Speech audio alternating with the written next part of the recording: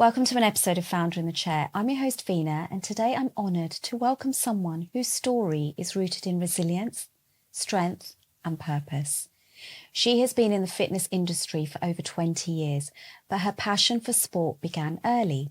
At just 14 years old, she was selected to compete in long-distance running for Berkshire County, igniting a lifelong drive for discipline, performance and growth. In 2008, her life changed forever with the loss of her husband. Navigating grief while raising 3 children as a single parent. Rather than allowing this chapter to break her, it became the foundation of her purpose.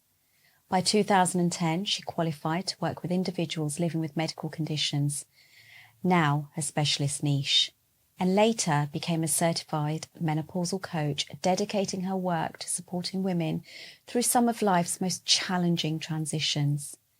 In 2015, she entered the world of fitness competitions, achieving pro athlete status and holding that title for 4 consecutive years.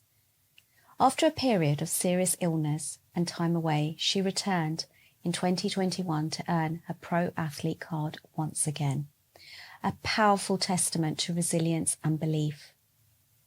More recently, she has been diagnosed with systemic sclerosis, a lifelong condition she manages daily, deepening her empathy and strengthening her commitment to helping others overcome adversity. Today, she's here to share not just her expertise, but her lived experience of strength, resilience, and perseverance. So I'm so excited to welcome Harry. Welcome, Harry. Thank you. Thank you for the warm welcome. How are you? Yeah, good, thank you. Good. So, Harry, quite an intro there for you. Yeah. You've been through a lot. Yep. So tell me, you specialise in women's health and hormones, their medical conditions.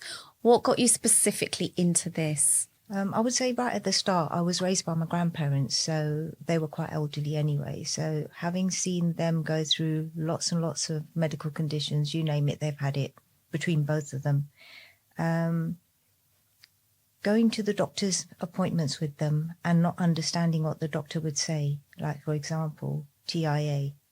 I mean, what does that mean to anyone? So going back and doing your own research, that actually means transient ischemic attacks, which is like mini strokes.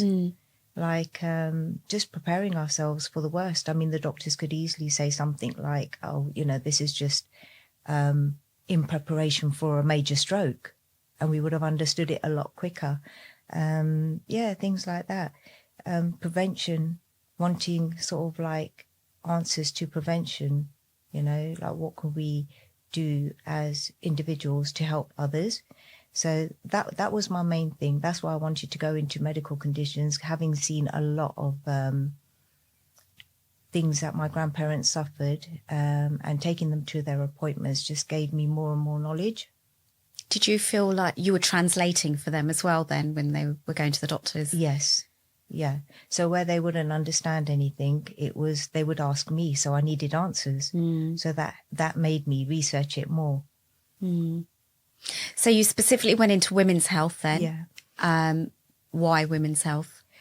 The reason going into women's health was in the past I've trained a lot of ladies going through menopause, but at that time I was a lot younger, so I didn't know what they were going through. It was when my journey began. When my menopausal journey began, I needed to know more. And then I got certified. And although going through the emotions and understanding what they were going through, it also gave me the science behind why some things work and some things don't. So again, it was to relay that, try it on myself. I think the biggest experience, well, the biggest qualification is your own experience. Yeah. How many years ago did you go through it?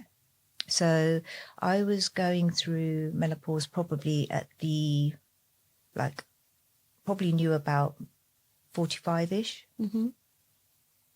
So are most of your clients menopausal women now? Yes. Okay. Definitely an expert then. How do medical conditions impact a person's ability to lose weight or improve body composition?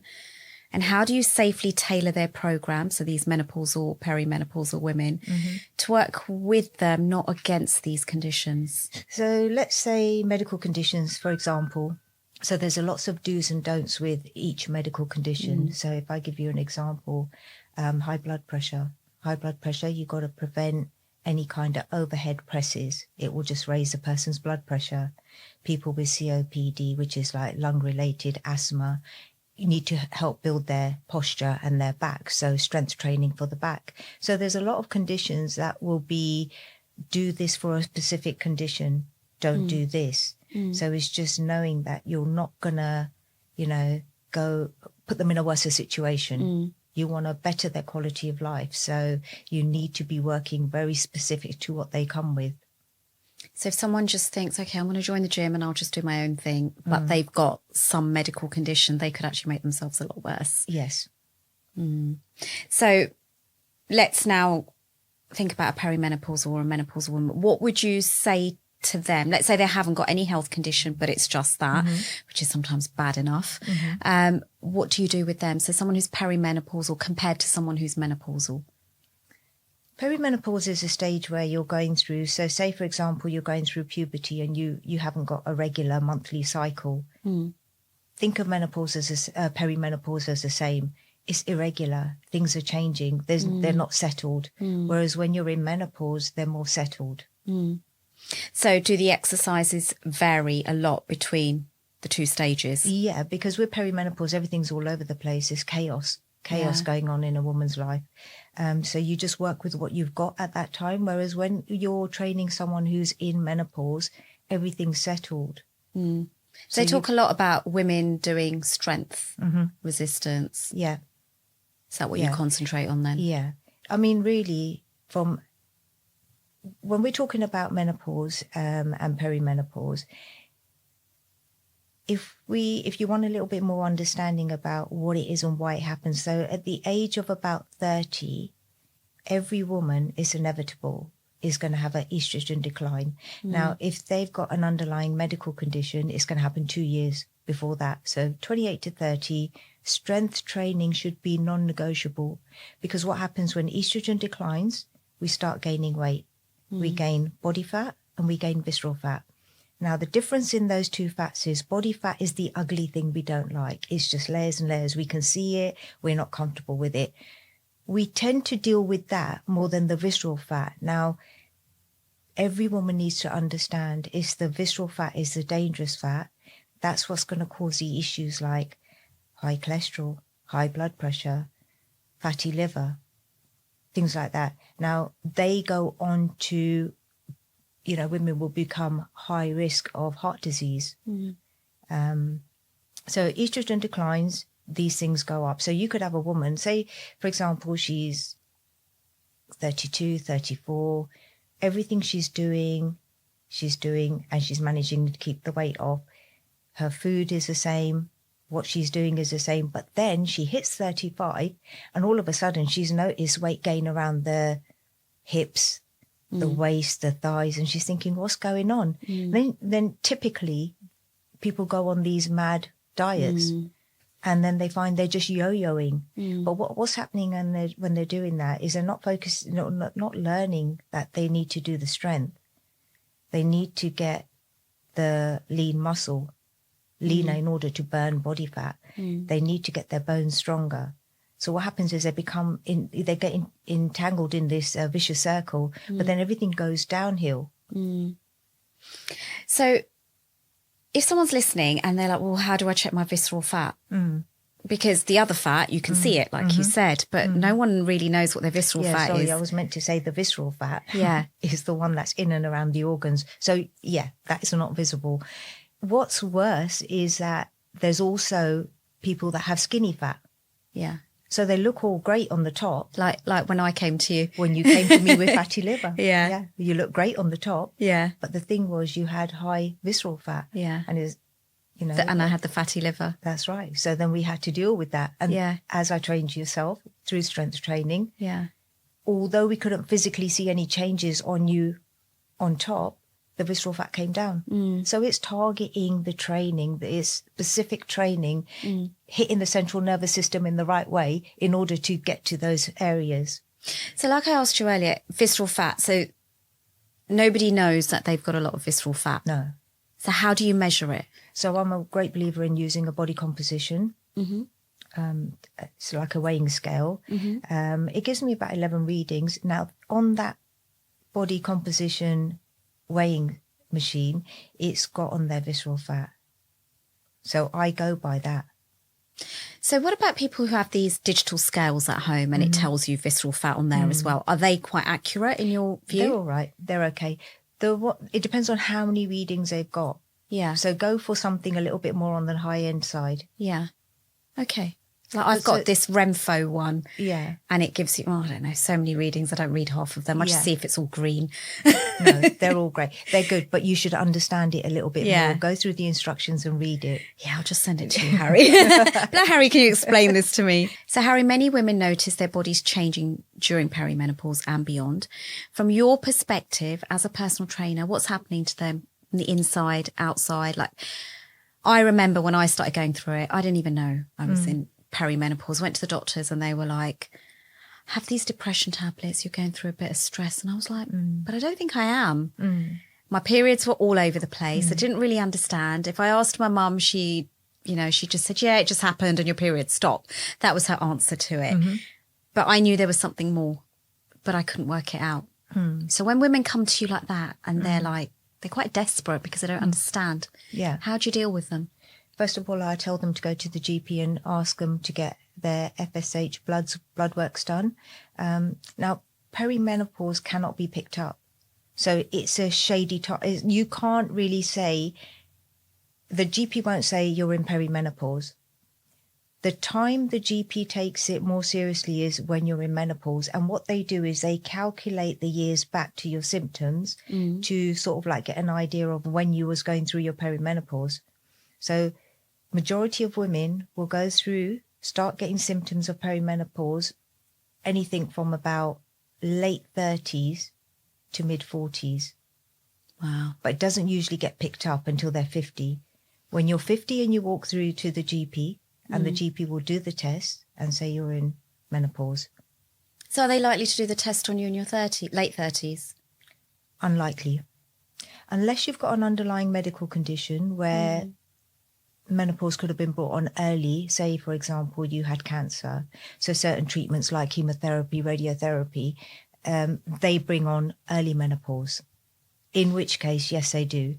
And then also you get offered a DEXA scan to monitor your bone density. So what if someone did go to the GP in their late 30s and they did manage to get the test done and it showed they were in perimenopause? So what should they be doing at that age? It wouldn't show the perimenopause. Oh, you said it doesn't. It won't show. So what does this test do then? This test will just show them that they're in menopause. Oh. And then the GP will go back to feedback from yourself as to when you were struggling with, what symptoms you were struggling with. Yeah. Now, the biggest problem here is a lot of people associate menopause with hot flushes and periods stopping. That's it. But there's just so much more. There's itchy skin, there's brain fog, there's irritability, there's broken sleep. There's just not enough And they put it down awareness. to so many other things. Like if you've got children, it's the kids. Yeah. Or I was stressed about this or work. But you don't think about, I mean, itchy skin, that's not a common symptom that everyone talks about. Yeah, I know it is. Yeah. But, that could be at any time. And you think, and then it was just an allergy or something. Yeah. And you'll get allergy tablets and you'll get sent off with antidepressants. Yeah. When really it could be. It could be a lot more going on there. Wow. Okay. So you place a big emphasis on body composition rather than just weight. Can you explain why the scale can be misleading? Yeah, because everyone's got this idea of being light. They look at the scales. The minute they got 1 or 2 pounds more, it's like I've got to go into diet mode. Muscle weighs more than fat. Okay. Now we want to be strong. We don't want to be skinny and frail. We want to be strong. So you're going to have to accept that scale, the weight to go up on the scale. I mean, in return, you look better, you feel better, you lose inches in the right place, you look fuller and you look leaner. It's getting that understanding to these people. Like I'll give you an example. I had one lady and she would not stop weighing herself. So I said, okay, next time you come to your session, bring your scales with me. Let me see which scales you're using. Went out to the car park with her. She opened her boot. as she showed me the scales, I said, thank you very much. Went to my car, opened it up, locked it away. And I said, let's go in and let's start training now. Yeah.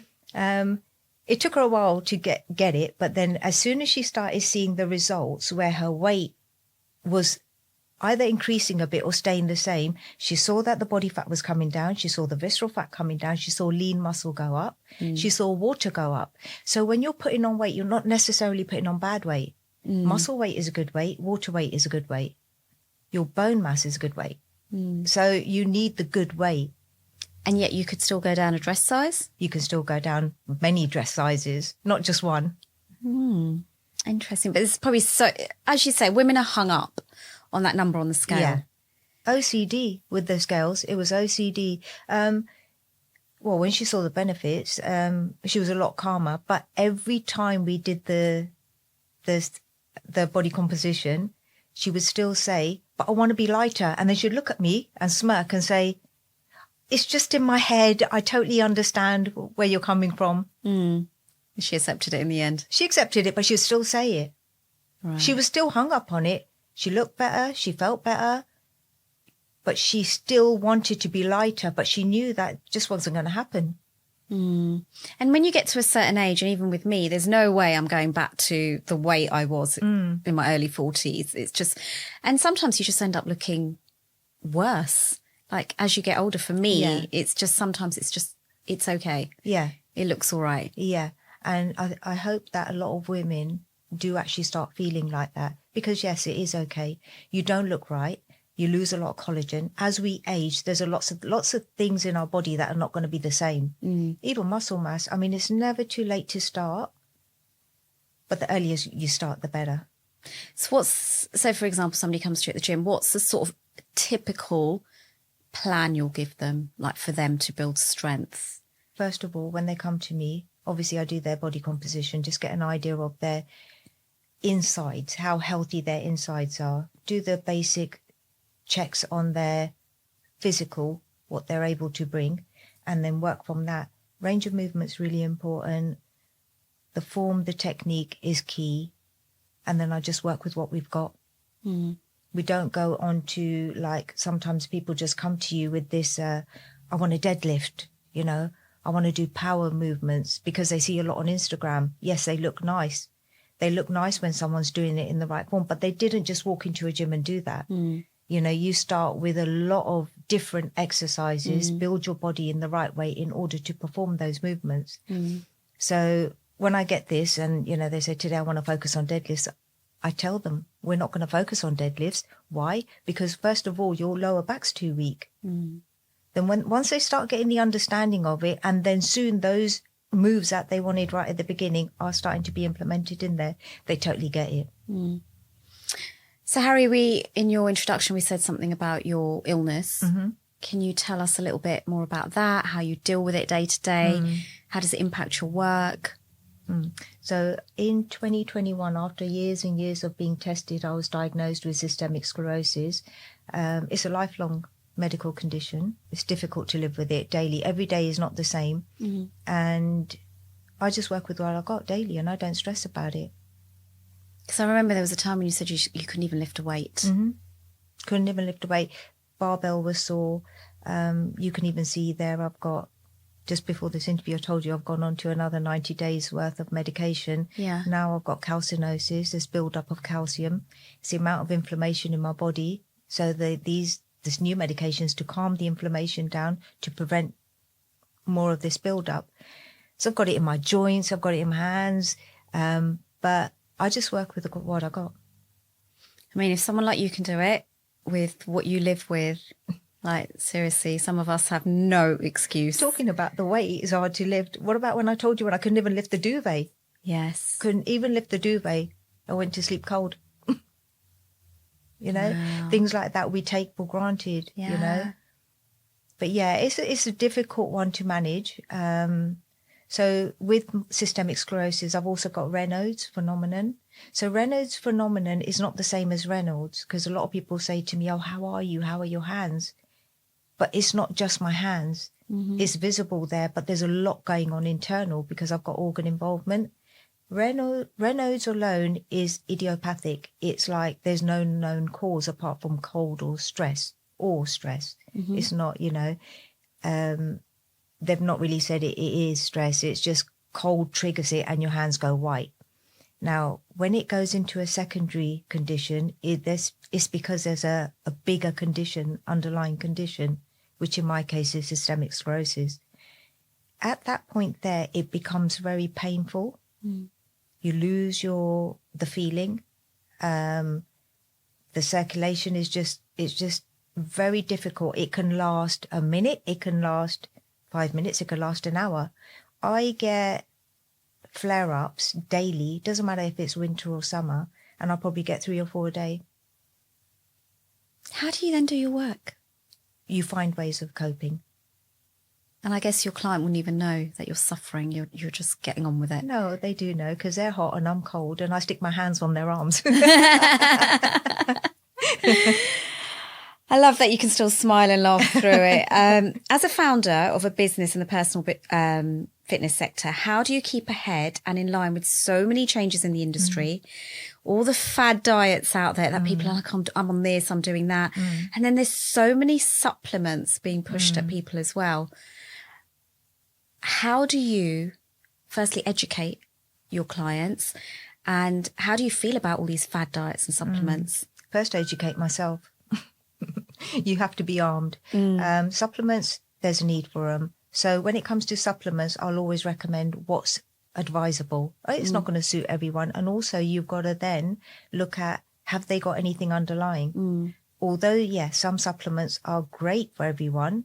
If somebody's got a medical condition, I then refer them back to their consultant to get that checked out. Now, when it comes to these diets, I don't believe in diets. A detox is a little bit different. You're detoxing something and then, but again, people get really hooked on them and then they end up in a worse position than they were to start with. I mean, I always say to people, like, especially if you're training, just try and stick to a rhythm of breakfast, lunch and dinner. Make it all healthy, less packets, things that are open, that are fresh, things that are going to go off quickly and just have real good balance. With the clients that I have, if they want, which majority of them they do, I give them plans to follow. So some want to get really into it. And so, I break down their macros. But most of them, because it's well-being, it's mainly just to keep functioning. They want a healthy lifestyle. They're not looking for the quick, in 1 month's time, I want to look like this or, and go on to something really drastic. They're looking more of a lifestyle change. So you mentioned their breakfast, lunch and dinner. So many people skip breakfast. They're doing intermittent fasting. Would you say it's really important to eat breakfast? I would, yeah. And I think men can get away with it a little bit more than women, they can get away with it. Women shouldn't really intermittent fast, especially when they're going through the menopause. Why do you say that? Because it just slows down so what we're trying to do is it varies. So is it a person who's training? Is it a sedentary person? Okay. Is it a person with a medical condition? It's different for everyone. So if you're younger, you can intermittent fast. Yeah. If you're perimenopause, you're going through the menopause, no medical conditions, you need a breakfast. Otherwise, your body's and you're training, your body's going to start wanting to burn the muscle. Right. But we're trying to keep muscle. We want to keep the muscle to keep the fat down, the visceral fat down. And also, we don't want to get osteoporosis. So if you're missing breakfast, you're already causing that decline in those areas. So then you got someone with a medical condition. They may be on several medications. They might have to have breakfast because they can't have it on an empty stomach. Yeah. But there's not any research from all the things I've been looking into that studies show that intermittent fasting works for women. Because when studies are done, they're done on men because men don't have the monthly cycle. So their hormones aren't up and down. Like with women in 1 month, she could, and this is another thing about the scales, she can weigh herself on week 1, week 2, week 3, week 4. The weight is going to fluctuate because of her hormones. And then if she doesn't understand body composition, she's just going to feel down. She's just going to be thinking, like a majority of women do, like, I'm doing this, but my weight's going up, or it's not moving. And she just won't understand it. Education for those women is very, very key. And that's what I do. That's what I put out there. And we're all so different. Like, we all go through menopause so differently. Yeah. Like, I recently did this cleanse with a friend of mine, and I ate khichdi for 3 days. Yeah. So that's lentils and rice. Yeah. And it was for breakfast, lunch and dinner. And I hated it. Like, I was like so bored by day 3, like I wanted to kill her. Yeah. But she was like, just wait. And my weight moved so much, and I was getting so confused with the scales, thinking, well, hang on a minute. Well, if that's all I've been eating, why is my weight still the same? And then she'd explain it to me. And then, but I got really annoyed. I was like, well, firstly, I've just eaten that for 3 days. Yeah. Surely my weight should have gone down, and it didn't. Yeah. It stayed the same. It didn't go up, didn't go down. It just stayed the same. And then she started introducing food back into my diet. So a bit of fish, a bit of chicken, which by that time I didn't even want it as much. But my weight I started at the beginning, and there's me thinking I'm going to lose loads of weight on it. I didn't. I lost a little bit, but I felt stronger. There was less brain fog. My hot flushes actually got a little bit better, not massively, but a little bit better. And it was just a detox for 10 days. But yeah, like you said, you'd think, oh yeah, if I'm just eating that for 3 days, breakfast, lunch and dinner. And the other thing she made me do was eat breakfast, because I would skip breakfast just because I was in a hurry, not because I'm intermittent fasting, just because I don't have time. A lot of people that come to me don't have breakfast, and as soon as they incorporate the breakfast, they'll say, I'm losing weight. And I still say to them, don't weigh yourself. Don't weigh yourself, because I don't want to know you're losing weight. I want to see what's changing. Yeah. But yeah, breakfast, I feel, is very important. So how often would you tell your client to weigh themselves? Not at all. Okay. Not at all, because where they weigh themselves, one is a different scale. Yeah. And also there's a change in if you weigh yourself on a carpet floor, wood floor, upstairs, downstairs. Yeah. So I want them to be weighed at the same place, same spot. Yeah. With me. Okay. So it's Why does it make a difference if it's upstairs or downstairs? It does. It really? does. Take your scales downstairs, take them upstairs. I'm going to do that now.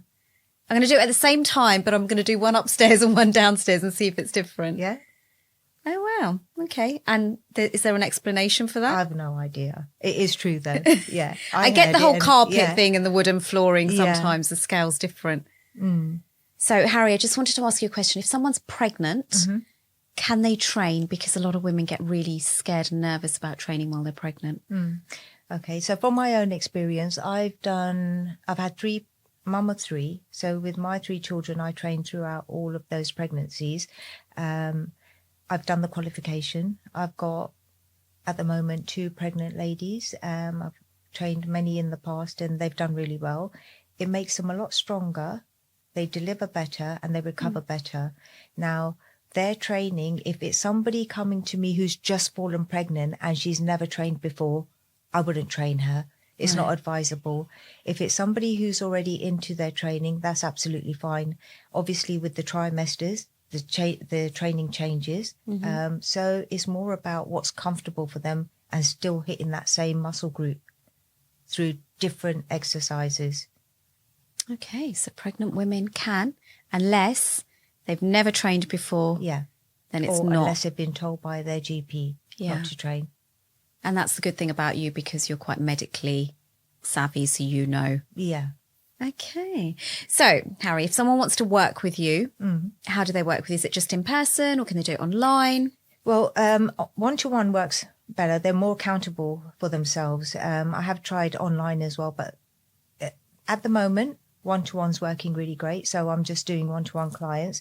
They get in touch with me via Instagram, and then we can put the details up on one of the posts, contact number, email address. What's your handle on Instagram? It's Results with Harry.